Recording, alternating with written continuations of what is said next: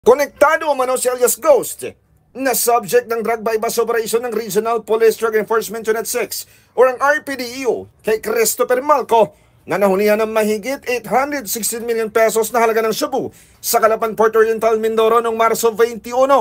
Ayon kay Police Captain Glenn Soliman, team leader ng RPDEO 6, matapos maaresto si Malco, si Ghost umano ang posibleng pumalit sa operasyon ng pagtransport ng illegal na droga. Posible rin na iisa lamang ang kanilang pinaglilingkuran o ang boss.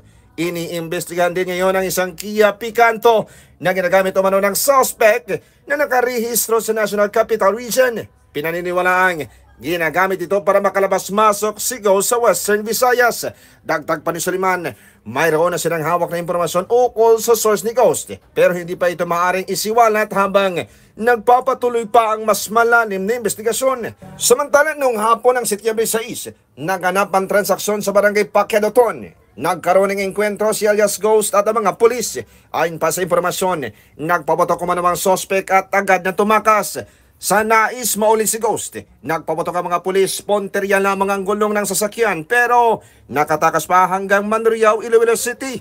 Noong ma-intercept ang suspect, napagalamang may tama sa bandang likuran, posibleng tumagos ang bala sa driver's seat. Sa ngayon, patuloy naman ginagamot sa ospital si Ghost.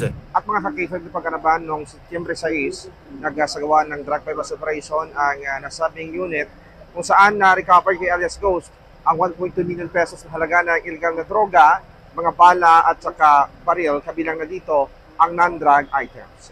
Para sa Network News, mula dito sa lungsod ng Iloilo, ako naman si K5 Aaron Refollo para sa kampiyon na balita, serbisyo publiko at kasiyahan sa bawat Pilipino.